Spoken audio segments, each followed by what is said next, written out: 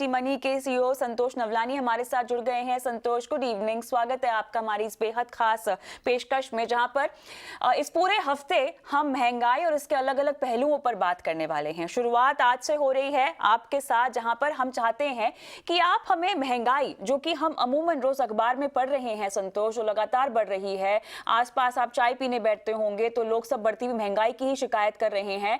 ये बढ़ती हुई महंगाई की वजह क्या है, ये महंगाई क्या है, ये कैसे बढ़ रही है, क्या ट्रिगर्स हैं, ये बेसिक जानकारी हम देना चाहते हैं दर्शकों को सबसे पहले। हाय कविता। महंगाई काफ़ी टाइम से बढ़ रही है कविता in the country today, and उसके बहुत सारे रीजंस हैं।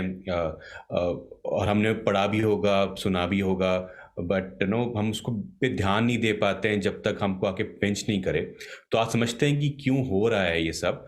अगर आप पिछले 2 साल को एनालाइज करेंगे तो सबसे बड़ा महत्वपूर्ण इम्पैक्ट जो आया है इकोनॉमी पे, वो आया है interest rates being record low. So पिछले कई सालों में जो इंटरेस्ट रेट्स मार्केट में देखे गए हैं और पिछले 2 साल में देखेंगे तो बहुत डिफरेंस है। इतना सस्ता ब्याज या इतना सस्ता ब्याज दर कभी मार्केट में नहीं थे, और उसकी वजह से मल्टीपल चीज़ें हुई हैं। इक्विटी मार्केट में रैली आई है, रियल एस्टेट में भी एक थोड़ा सा उछाल आया है। कमोडिटी प्राइसेस ग्लोबली बहुत ज़्यादा बढ़ी हुई हैं। Supply chain issues across the globe, खास करके चाइना में बहुत ज़्यादा हो चुके हैं बिकॉज ऑफ उनकी ज़ीरो कोविड पॉलिसी के हिसाब से।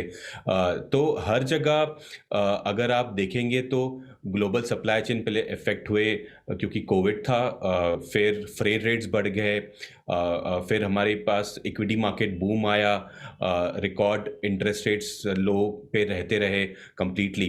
तो सडनली डिमांड हर चीज़ की बढ़ गई है और सप्लाई उतनी नहीं रही है। तो ये हमारा चल रहा था 2021 तक, और 2022 के स्टार्ट में रशिया यूक्रेन का जो वॉर और कॉन्फ्लिक्ट चल रहा है, उसकी वजह से ऑयल प्राइसेस बहुत बढ़े हुए हैं। तो जब ऑयल बढ़ता है तो उसके जितने भी डेरिवेटिव प्रोडक्ट्स होते हैं सबकी प्राइस पे एक इम्पैक्ट आना शुरू हो जाता है।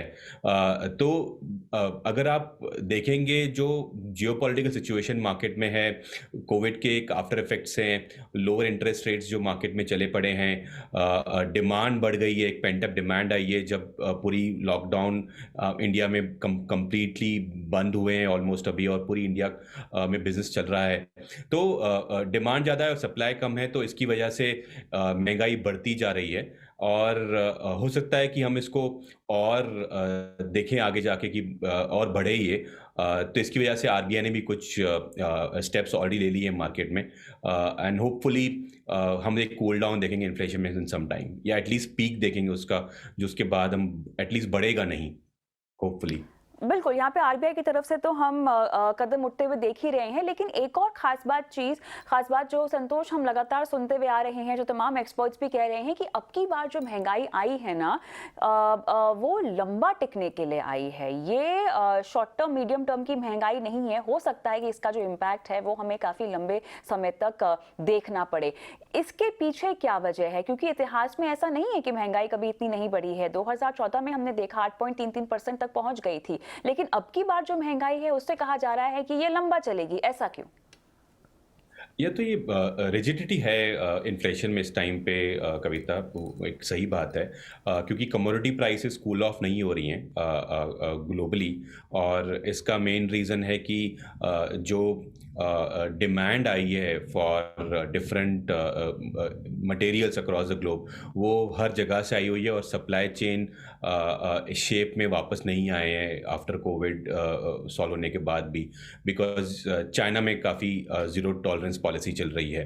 तो जब तक जो सप्लाई वोज हैं मैन्युफैक्चरर्स के लिए वो सॉल्व नहीं होते, हम बहुत बार अखबारों में पढ़ते हैं और न्यूज़ देखते हैं कि ऑटोमोबाइल मैन्युफैक्चरर्स अपने डिलीवरी नहीं दे पा रहे हैं, बहुत वेटिंग चल रहा है डिलीवरी ऑफ कार्स, सिलिकॉन का प्रॉब्लम चल रहा है, तो बहुत सारी इलेक्ट्रॉनिक इक्विपमेंट्स भी मार्केट में बराबर से उस टाइम पे सप्लाई में नहीं हो पा रही हैं, और डिमांड बढ़ी हुई है। तो जो आफ्टर इफेक्ट्स हैं लोअर इंटरेस्ट रेट्स के और कोविड के, वो तो कुछ टाइम लेंगे उनको सुधार आने में। लेकिन जो मेन पॉइंट एक ये भी है कि बहुत सारी गवर्नमेंट्स अभी इंफ्रास्ट्रक्चर का भी फोकस कर रही हैं, तो कमोडिटी प्राइसेस कूल ऑफ नहीं हो रही हैं, और ऑयल पे एक अनसर्टनिटी है।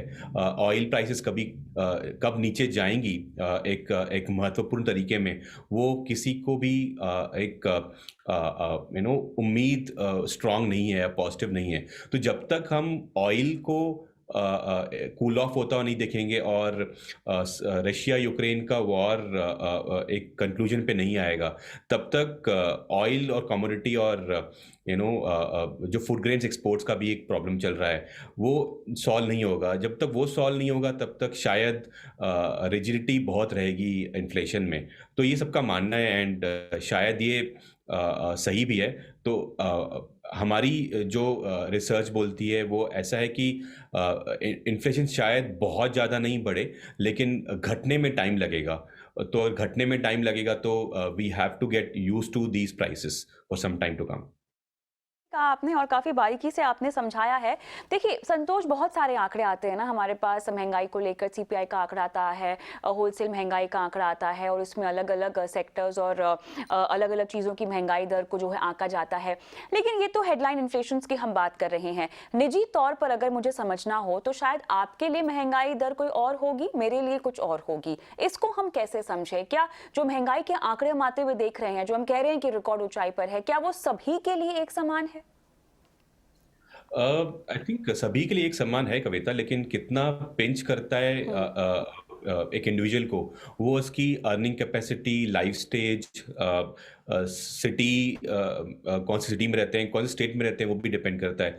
अगर आप देखेंगे तो अगर आप थोड़ा अप्रैल के इन्फ्लेशन को बारीकी से देखेंगे, तो आपको पता चलेगा कि तमिलनाडु और केरला में सबसे कम इन्फ्लेशन था, जबकि वेस्ट बंगाल और मध्य प्रदेश में सबसे ज़्यादा इन्फ्लेशन था। तो अगर मध्य प्रदेश और वेस्ट बंगाल का इन्फ्लेशन नंबर देखेंगे तो 9% के आसपास है, जो कि ऑल ओवर इंडिया का जो नंबर हमारे पास है 7% के आसपास का, उससे ज़्यादा है। और अगर आप तमिलनाडु और केरला का देखेंगे तो 5% के आसपास है, जो कि कम है पूरी इंडिया से।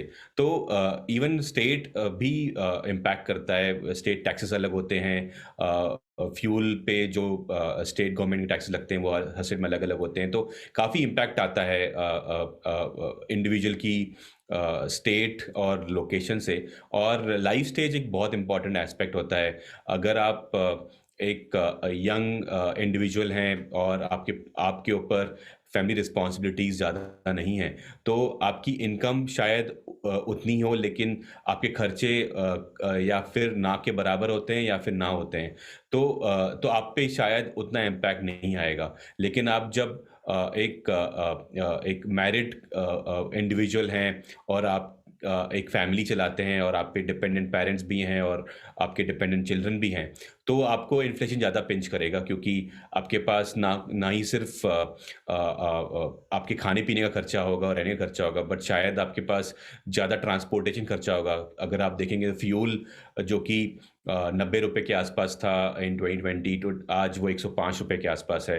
तो ऑलमोस्ट उसमें 18-20% का इन्फ्लेशन आया हुआ है फ्यूल में। तो अगर आप ऐसे फैमिली हैं जो कि हर इंडिविजुअल उसमें ट्रैवल करता है, क्योंकि आपके जो बच्चे होंगे वो स्कूल जाते हैं या कॉलेज जाते हैं, और आप जो फैमिली हैं उस हर आदमी ट्रैवल कर रहा है, तो आप पे फ्यूल का इम्पैक्ट आएगा नेचुरली। आप अगर ऐसे लाइफ स्टेज पे जहाँ पे आपके मेडिकल एक्सपेंसेस बढ़े पड़े हैं, अगर हम देखेंगे हेडलाइन इन्फ्लेशन बताएगा कि 7% महंगाई बढ़ रही है, लेकिन मेडिकल एक्सपेंसेस सबको एक्सपीरियंस हो चुका है एटलीस्ट इन लास्ट 2 ईयर्स कि वो शायद 7% के हिसाब से नहीं बढ़ते हैं, वो शायद ज़्यादा बढ़ते हैं। तो एक एस्टिमेट ये है एक मोतीलाल ओसवाल की रिपोर्ट से कि मेडिकल इन्फ्लेशन ऑलमोस्ट 14% है इंडिया में।